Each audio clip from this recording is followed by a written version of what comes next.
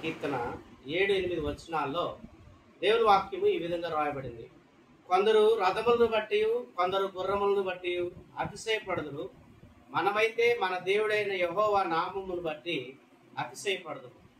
వారు కృంగి నేల మీద పడి ఉన్నారు, మనము లేచి చక్కగా నిలుచుచున్నాము. దేవుని బిడ్డలారా, కొందరు రథాలను బట్టి కొందరు గుర్రాలను బట్టి అతిశయపడదురు అనగా వారు గర్విస్తారు.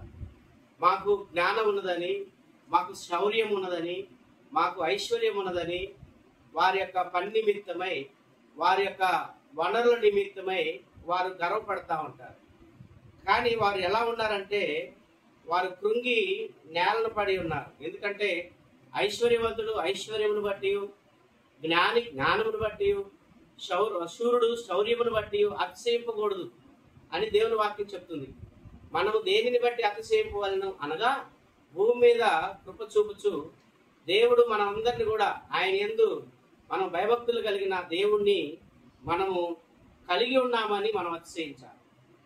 కత్తి చేతను ఈట చేతను యెహోవా రక్షించువాడు కాడని దావీదు తెలుసుకొని గొలియాతును జయించుటకై ఆ గొలియాతు యొద్ద ఉన్నటువంటి ఆ ఖడ్గము తీసుకొని గొలియాతుని చంపినవాడు. బెనాయా అనేటువంటి ఒక శూరుడు ఆ ఐగుప్తీని యొక్క ఎత్తడి అయినటువంటి ఐగుప్తీని యొక్క ఈటను తీసుకొని ఆ ఈట చేతనే వాడిని చంపాడు. ఈ రోజున మరి కత్తి చేత ఈట చేత దేవుడు రక్షించువాడా?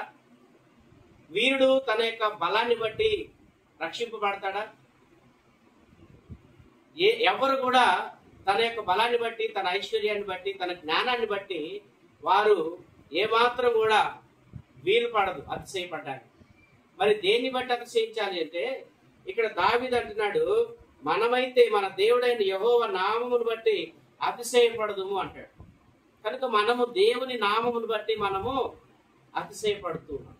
పౌలు అంటాడు, నా అతిశయానికి కారణం ఎవరు అంటే దేవుడే. కాబట్టి నీ జీవితంలో కూడా నీవు ఎంత పొందాలనుకున్నా, ప్రయాసపడాలనుకున్నా దానివల్ల జరగదు. కానీ దేవుని వలననే మనం ఏదైనా సాధించగలం. శక్తి చేతనైనను బలము చేతనైనను కాదు, దేవుని ఆత్మ ద్వారానే జరుగుతుంది.